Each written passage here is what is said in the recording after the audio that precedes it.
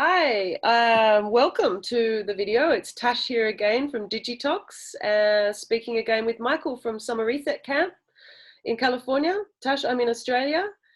Nice to see you here again, Michael. You too. We should do these more often. Absolutely, we've been talking about that. The last one was a few months ago and we'd planned to do it each month. It was like life.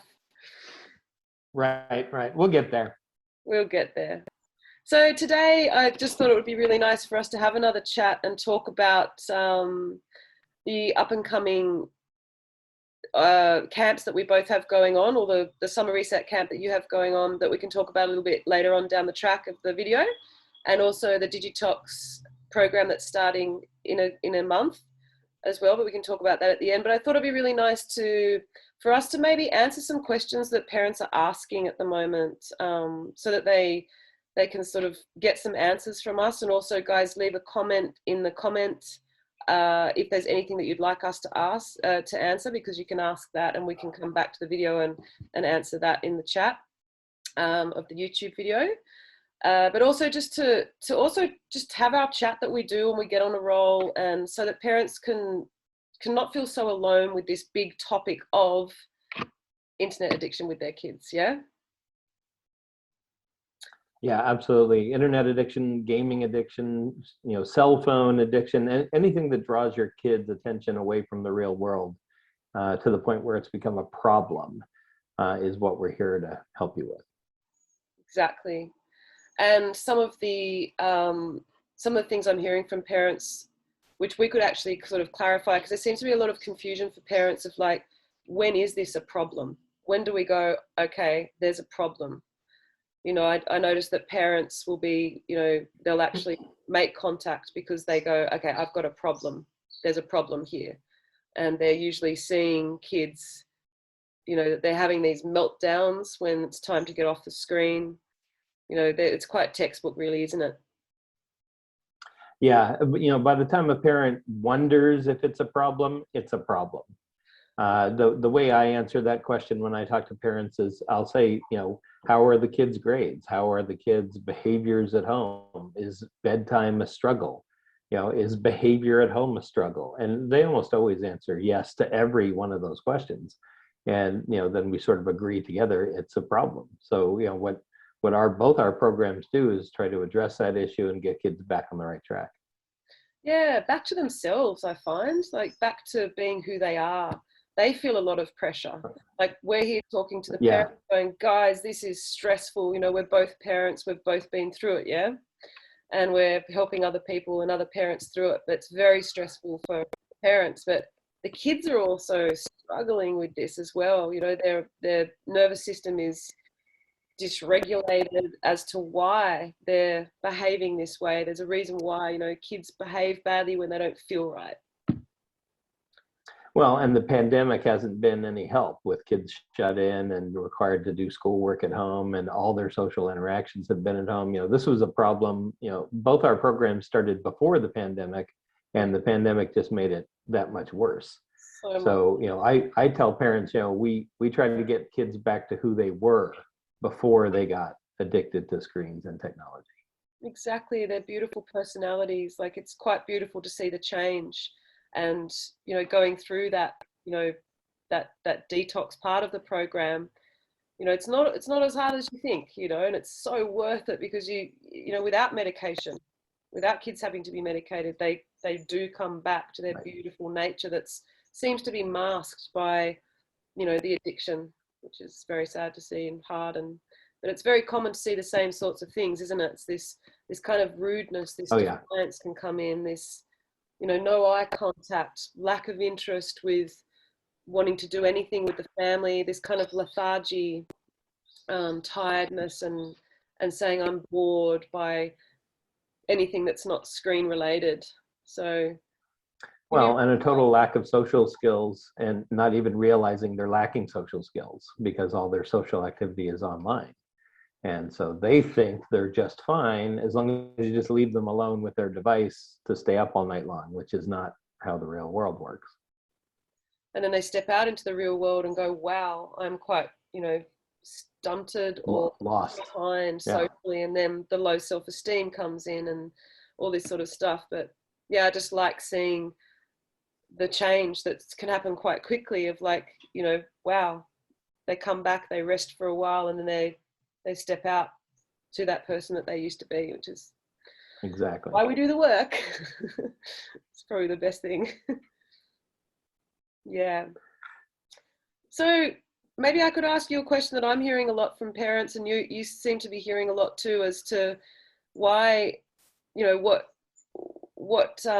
what makes parents actually say, okay, we need something to happen here. We need change. This is not going down a good track. It's getting harder. You know, we've heard what we're seeing with the kids, but how are the parents feeling, and what do they want? Like, what do they want, or what are they scared of, as to why they are apprehensive to go through something as wildly sounding as a digital detox? Some parents are like, no way, I've tried to take it away, I'm not going through that again.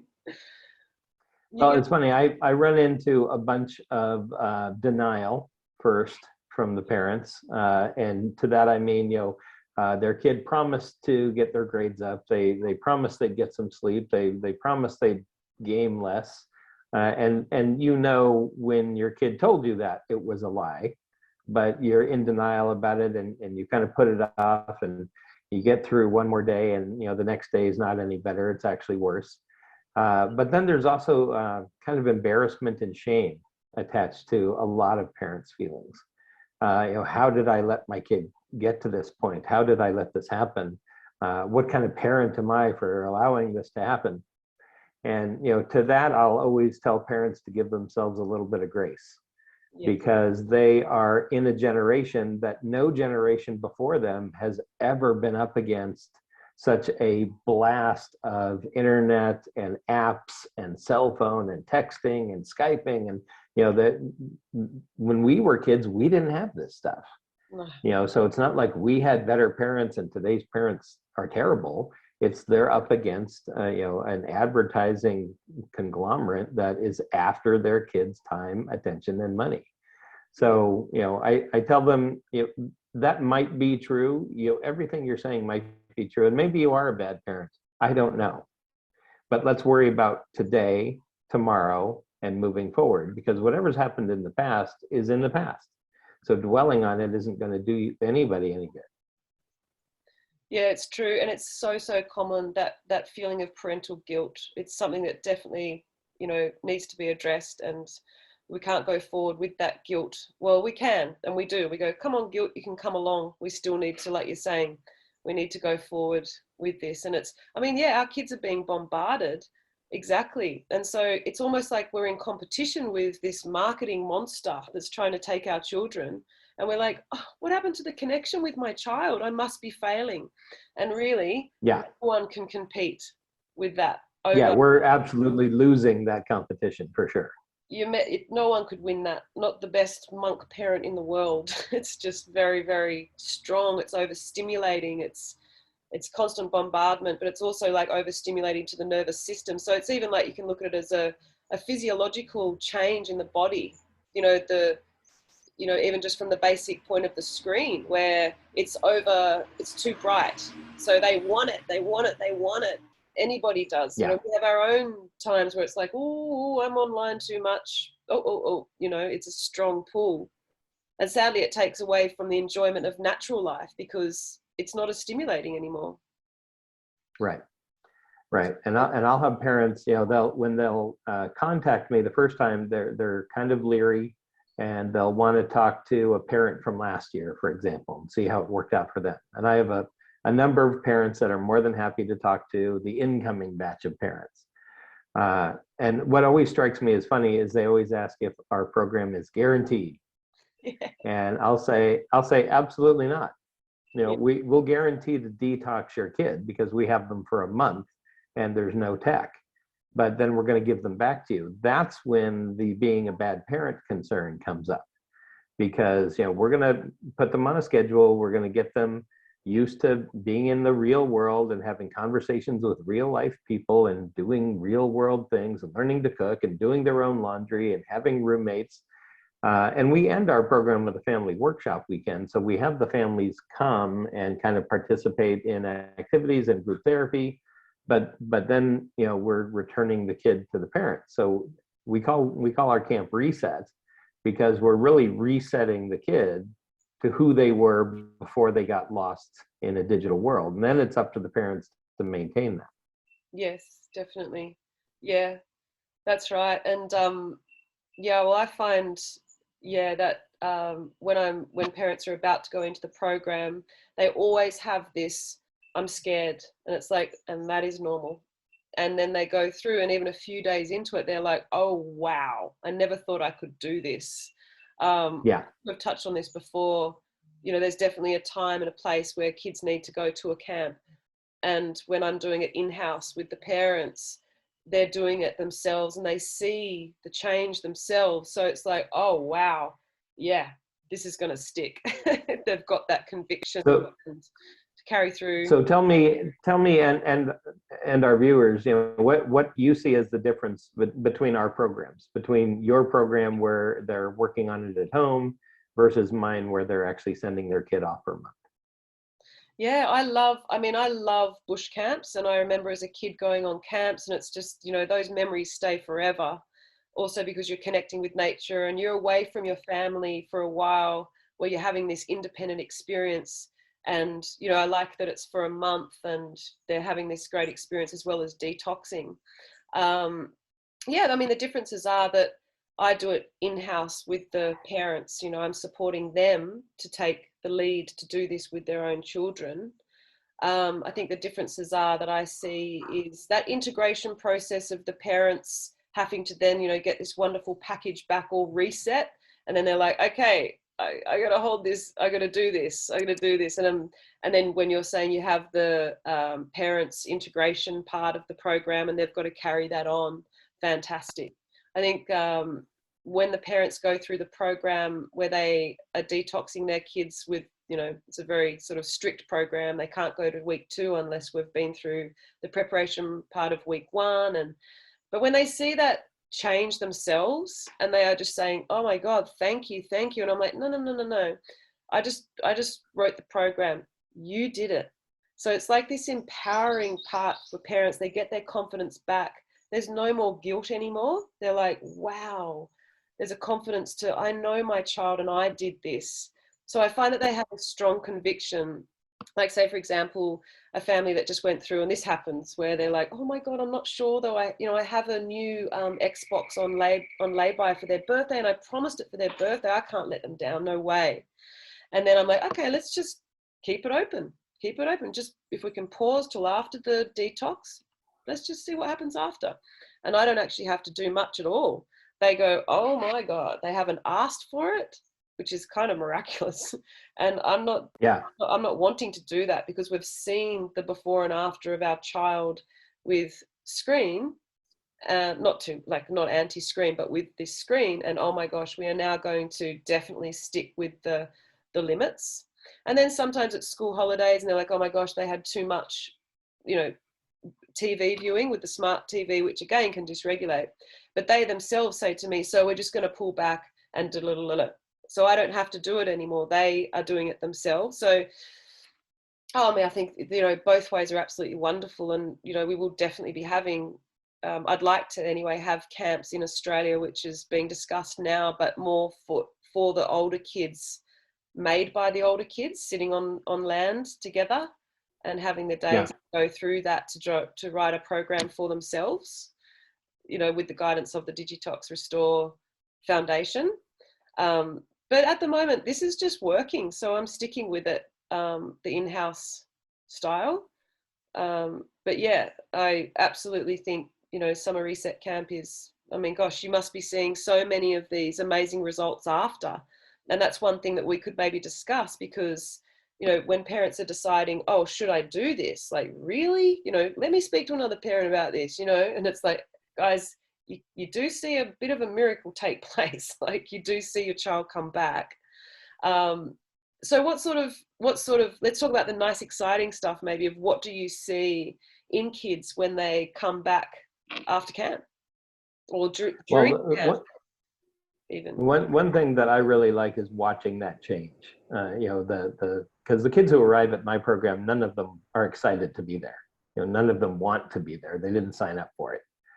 Their parents are sort of making them go as the lesser of two evils. You know, it's my program or a wilderness program or a therapeutic boarding school program.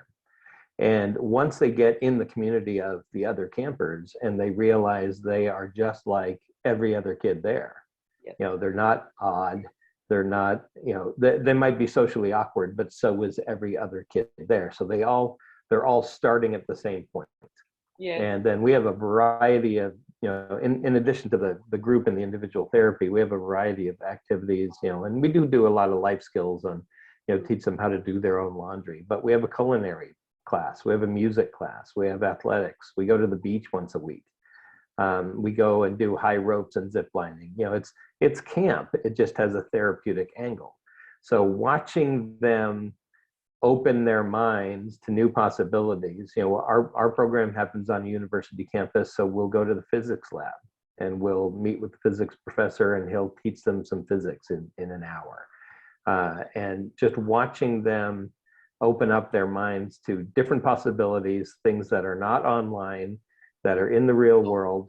One of my after the last 2 summer camps, I've actually been invited and I've gone to school plays where campers were actors in the school plays. And these are kids who wouldn't leave their room before coming to camp. But they came to camp and they had improv and they discovered they really liked it. And then they found out there was a drama club at their school, something they never would have looked into before. Yeah. And now they're inviting me to the play they're in. So, Beautiful. you know, it really is a night and day transformation. Yeah, it really is, isn't it? It's funny, we've had that the same with the acting.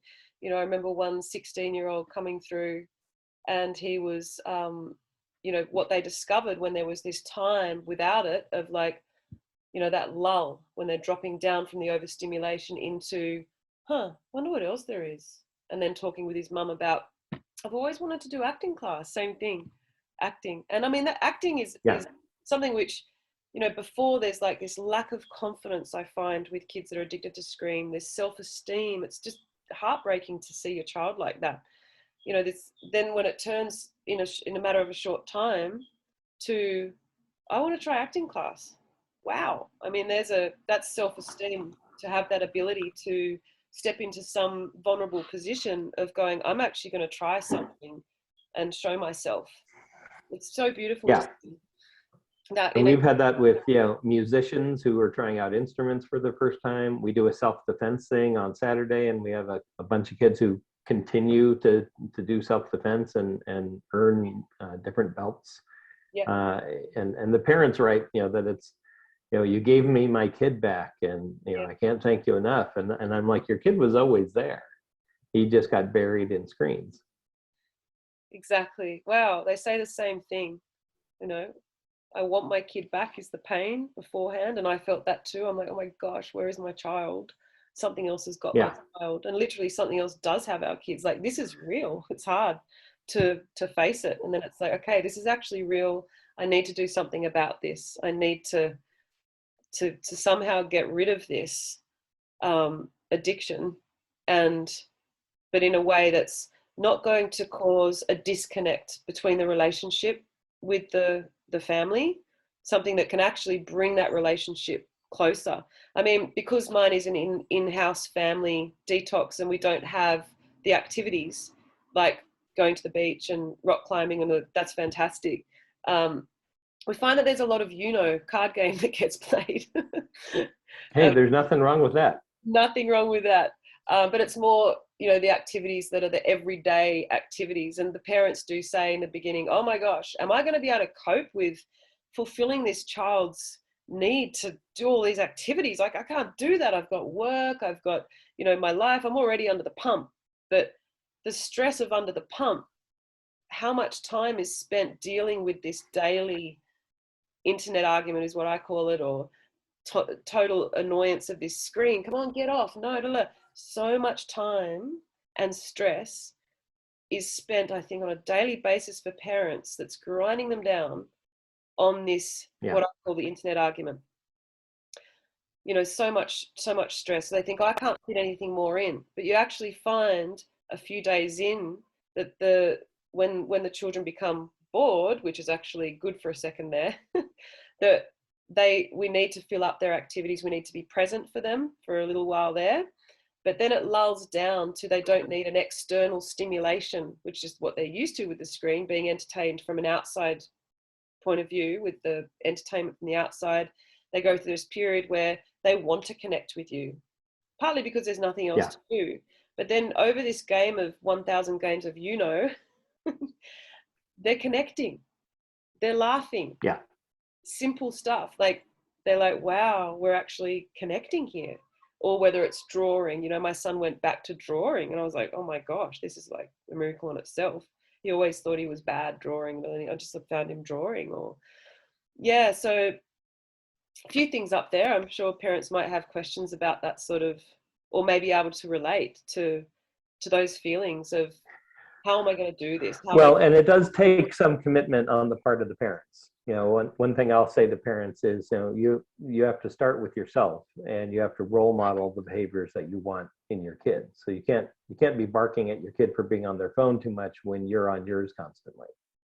Yep. So it does take a certain level of commitment from the parents, which is why we confirm that they can all attend the family workshop weekend.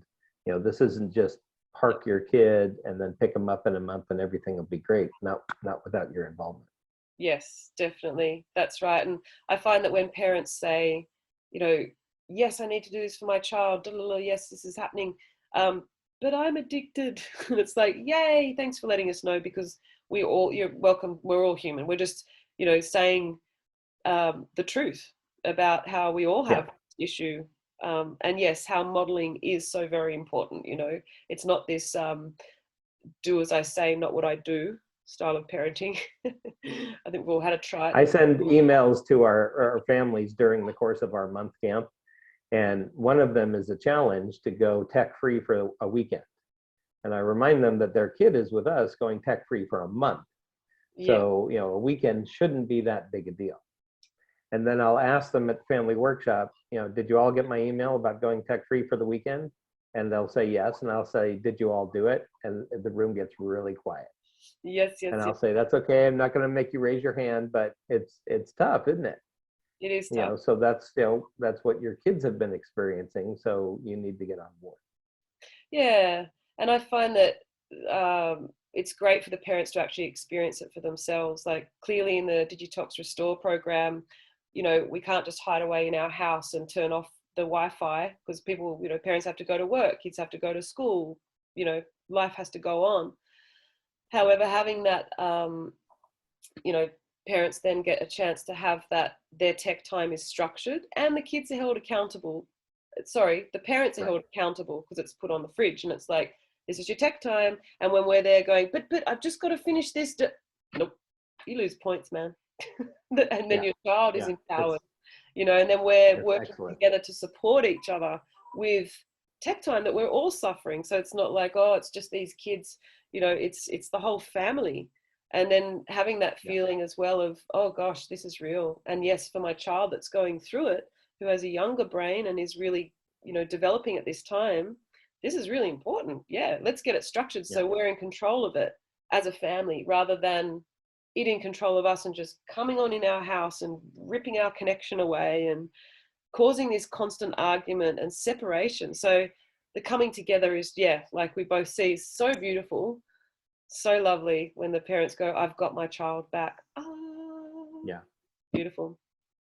Yes. So on that note, what would you say are some things that parents can do like right now?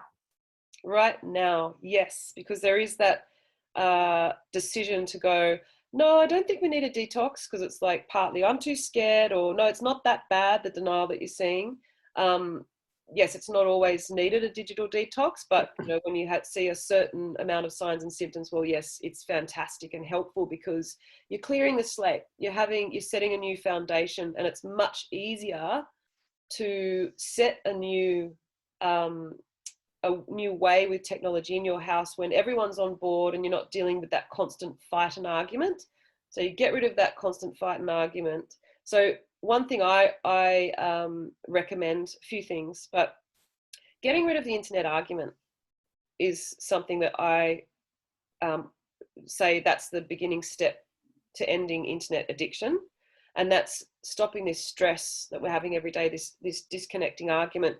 There are other ways to deal with it. There are certain things to say and not to say that can be really helpful tools to get through this, to deal with it right now.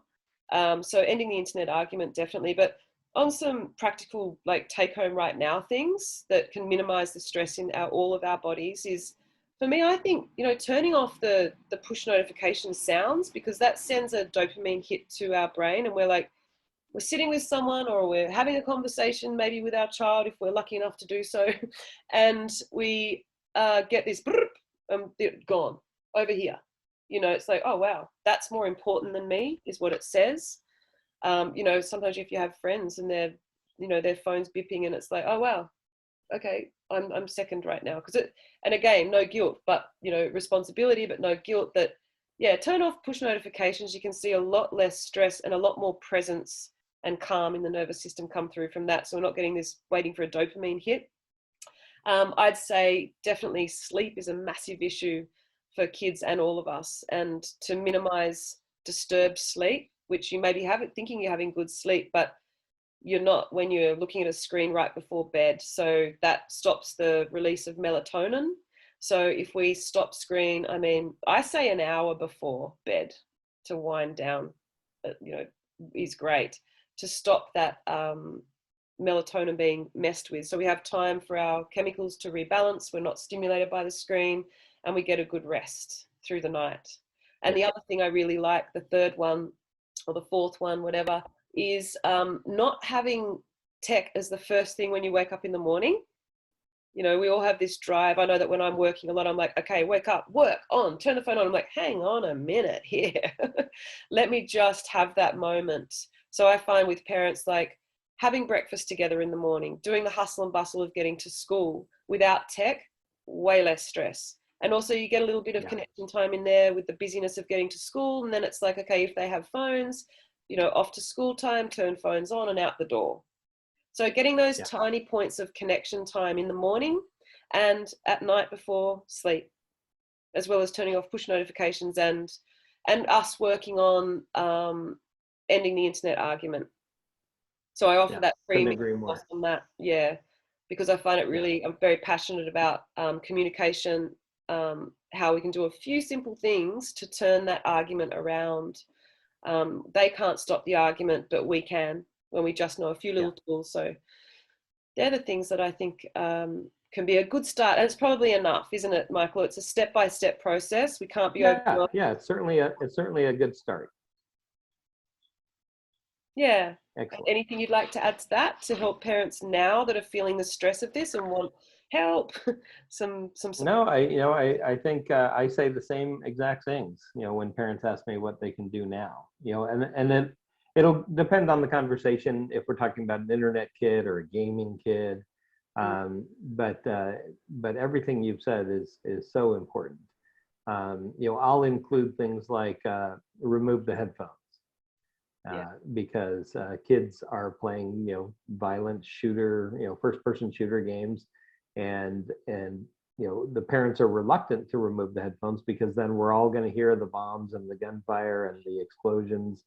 But it's actually a passive way to get the kid to realize what he's bringing into his own ears by bringing it into the entire house. So I find that kids actually end up turning the volume down and turning it down and turning it down, to the point where they're almost embarrassed. And especially if they're in a chat and there's bad language or something, let the whole house hear it.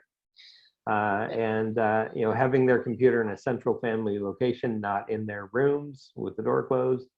I can't tell you how many times I talk to parent groups and I'll say, what's the one thing we as parents love more than anything at home?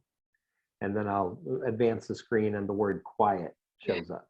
And I'm like, we like it quiet. And we tell ourselves, we lie to ourselves that our kid's up there in their room doing their homework, he's fine. Well, he's not doing his homework. He's got his earphones on. He's playing a violent video game, but he's quiet. Yeah. because you can't hear anything. Mm-hmm. So, removing tech from the bedrooms, Yep. and this is a real challenge with parents too, because I can't tell you how many times I hear parents say, well, I use my phone as my alarm clock, Mm-hmm. or I listen to music to go to sleep. I'm like, there's a radio, there's an alarm clock, plug your phone in, turn it off, and stick it in the closet, Yeah. because you don't need an active screen to have those things. Yes, that's So, right. Yeah, and those small changes can actually make quite a big change, really yeah, can. and if the kid and the parent get used to those new normals, then it relieves the stress quite a bit. It really can, can't it? Yeah, absolutely. Oh, great to chat with you again, Michael.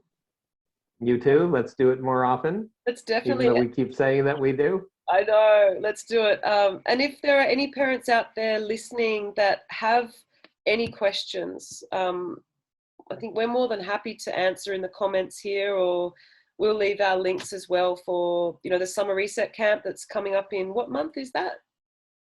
That's in July in California.